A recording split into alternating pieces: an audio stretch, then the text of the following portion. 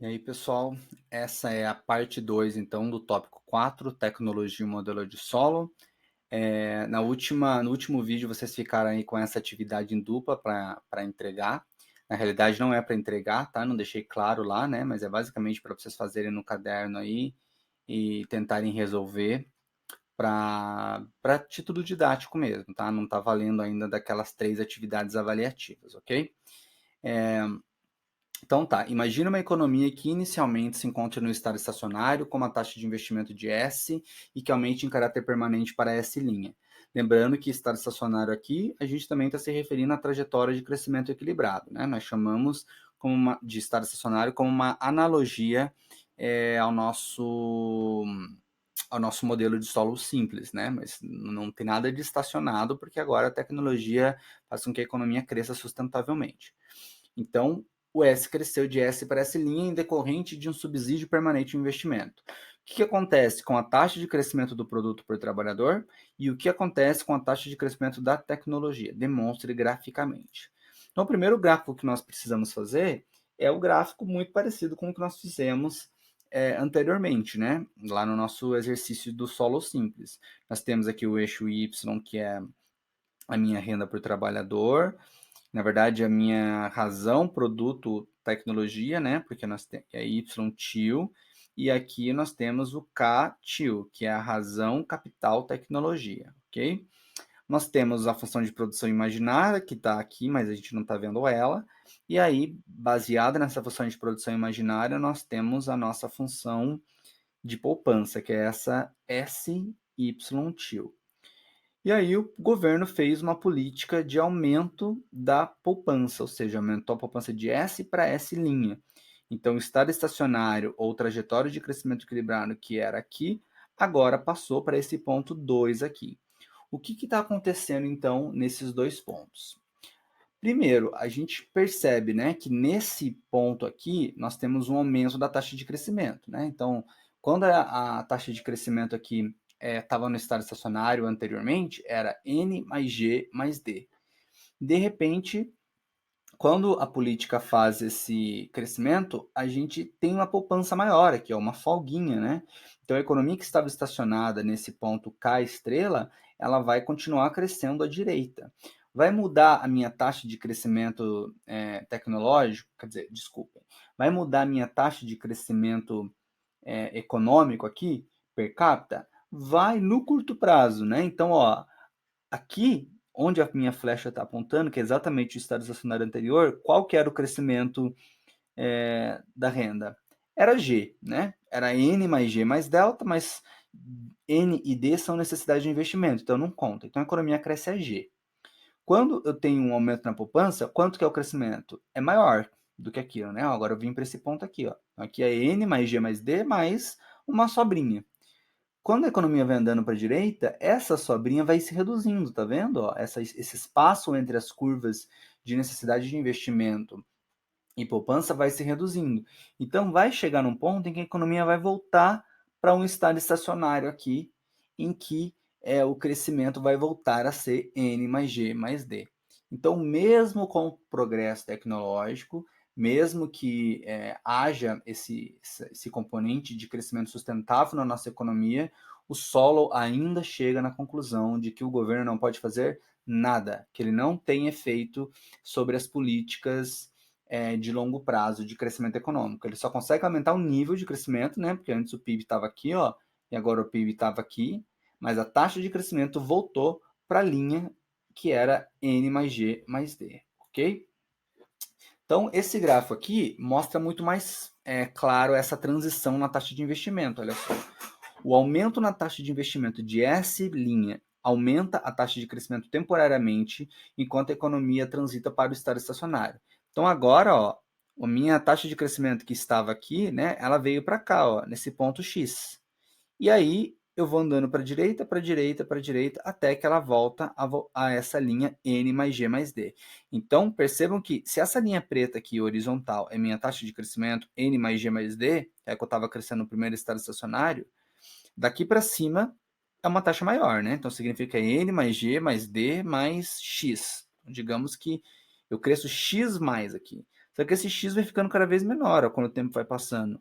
Por que que isso está acontecendo? Porque a economia continua crescendo e a poupança ela é baseada na nossa poupança, na nossa função de produção.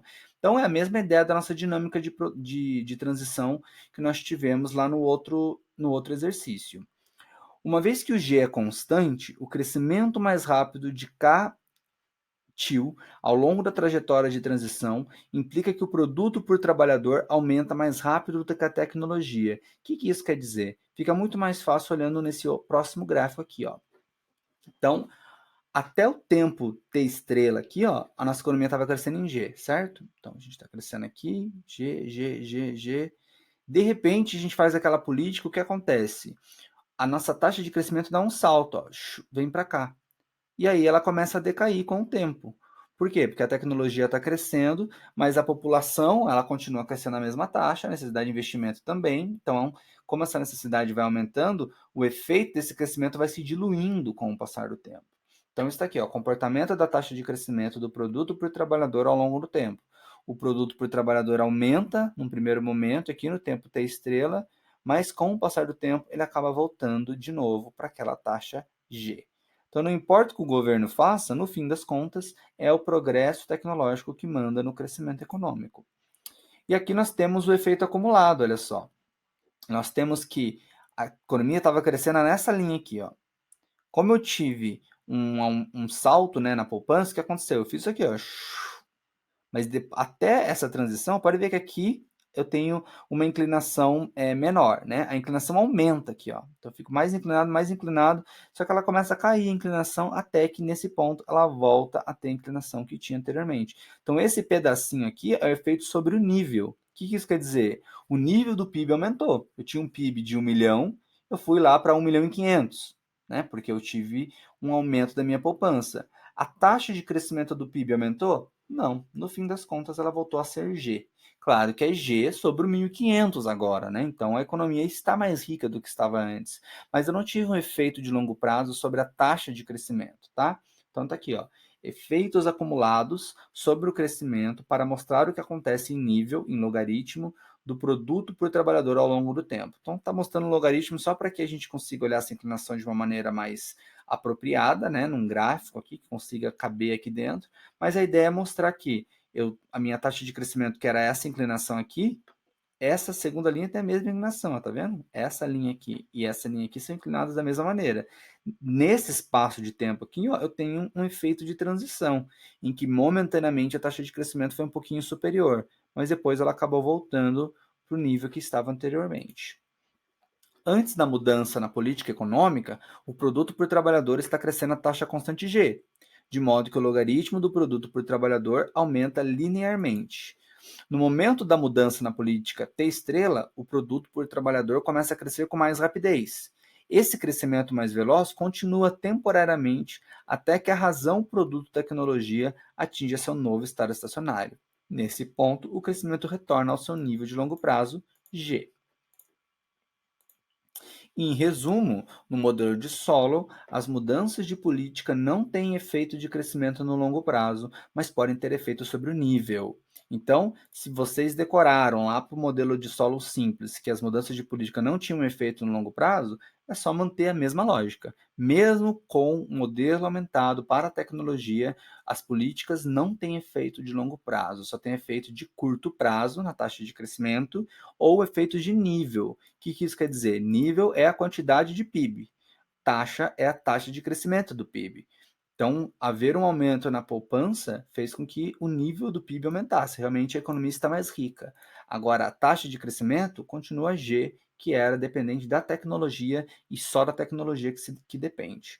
Como então que eu posso ampliar o crescimento? Ampliando a tecnologia. Mas o que é tecnologia? Não sabemos, porque o modelo é exógeno, né? O modelo não diz da onde a tecnologia vem, o que os países em desenvolvimento podem fazer para ter mais tecnologia, que nem os países desenvolvidos. O modelo de Solow não diz nada disso. E levou mais ou menos 30 anos para que a gente conseguisse compreender como que essa tecnologia se comporta e qual que é o efeito dela sobre o crescimento econômico endogenamente, né? E exogenamente o Solow conseguiu mostrar, mas é quase uma hipótese. Essa hipótese depois ela é confirmada, mas antes disso a gente fica aí nesse impasse, né, de que realmente não tem como fazer política com efeito no crescimento econômico. Então tá aqui, uma mudança de política permanente pode aumentar ou diminuir permanentemente o nível do produto per capita, mas não as taxas, né? Como eu falei anteriormente, discernir taxa de nível é muito importante aqui. Avaliação do modelo de solo, então, né? O que a gente pode falar com relação aos resultados do modelo? Serviu para alguma coisa? Foi importante? Então, está aqui. O modelo recorre às diferenças nas taxas de investimento e nas taxas de crescimento populacional e talvez, né, porque é uma hipótese, as diferenças exógenas da tecnologia para explicar diferenças nas rendas per capita. Então, o modelo de solo diz que as diferenças per capita que nós verificamos no mundo real dos países, elas vêm de diferenças nas taxas de investimento e diferenças nas taxas de crescimento populacional e talvez de diferenças do nível tecnológico, sem explicar direito o que é esse tal nível tecnológico e da onde essa taxa de crescimento tecnológico ou progresso técnico ou produtividade total dos fatores vem. Por que somos tão ricos e eles tão pobres? Né? Perspectiva americana aqui, porque o solo era americano. De acordo com o modelo de solo, é porque investimos nós, Estados Unidos, segundo o solo, né, mais, e temos menores taxas de crescimento populacional, o que nos permite acumular mais capital por trabalhador e assim aumentar a produtividade da mão de obra. Então, olhando da perspectiva brasileira, né, por que nós somos mais pobres do que eles? Porque investimos menos e temos maiores taxas de crescimento populacional, o que nos permite acumular menos capital para o trabalhador e assim reduz a nossa produtividade da mão de obra. Por que as economias do modelo de solo registram um crescimento sustentado? A resposta está no progresso tecnológico. Sem o G, o crescimento per capita acabará à medida que os retornos decrescentes ao capital começarem a se manifestar. Então, se não existir o G, é o nosso modelo simples de solo, não tem crescimento, chega no estádio estacionário, a economia estaciona, o máximo que ela pode fazer é aumentar a poupança, e aí faz com que você postergue um pouquinho esse estádio estacionário, mas mesmo assim ela vai acabar estacionando de novo. Contudo, o progresso tecnológico pode compensar a tendência declinante do produto marginal do capital e, no longo prazo, os países crescem a taxa desse progresso tecnológico. Então, no fim das contas, o crescimento, a fonte do crescimento é a tecnologia. Da onde vem a tecnologia? Não sabemos por enquanto. Como o modelo explica, então, as diferenças nas taxas de crescimento entre países, dinâmica de transição pode permitir aos países crescer a taxas diferentes daquelas de longo prazo. O que isso quer dizer? Por que os Estados Unidos e a Alemanha e a Itália e a Inglaterra crescem a taxas diferentes se são países desenvolvidos? Segundo ele, essa dinâmica da transição aqui, ó, é só dizendo que eles estão em algum ponto dentro dessa dinâmica de transição. Por isso que alguns têm taxas maiores e outros menores, mas em que algum momento eles vão convergir. No fim das contas, né, o modelo de solo ele explica muito bem crescimento econômico, mas ele é muito mais utilizado não, ele só pode ser utilizado para ler países desenvolvidos, tá? Então, o modelo de solo é um modelo feito para avaliar o crescimento de países desenvolvidos e funciona como um espelho, né, para aquele ideal para os países em desenvolvimento quando se tornarem países desenvolvidos. Mas as diferenças entre os países em desenvolvimento o modelo de solo é muito pobre para explicar. E mais para frente, né, quando nós virmos a ideia tecnológica, da onde vem a tecnologia, aí sim nós conseguiríamos ter alguma ideia de como que funciona o crescimento também para as economias em desenvolvimento. Mas o modelo de solo só podemos falar de crescimento para os países desenvolvidos, ok? Então, como eu falei na aula passada, a lista de exercício é possível resolvê-la até o exercício 6 com o que nós vimos até agora, ok? Ficaremos para ver aí economia das ideias, que é o nosso momento de entender como que nós colocaremos a tecnologia endogenamente dentro de um modelo de crescimento, ok? Dúvidas, estou disponível lá no professorw@gmail.com ou no grupo que nós fizemos para fazer essas discussões de aula. Resolvam as listas, tentem fazer as atividades, releiam os slides, ok? Na semana que vem teremos um tópico novo e aí eu apresentarei a atividade 1 avaliativa, tá? Que como está lá no nosso roteiro de aulas. Então, nós teremos 3 atividades, né? Na semana que vem nós veremos a 1, na semana seguinte a 2, na semana seguinte a 3, e entre mentes vocês resolvem a lista de exercícios que precisa ser entregue até o dia 14 de abril, antes da nossa revisão, que virá antes da semana de provas, ok? Uma boa semana para todos vocês, até logo!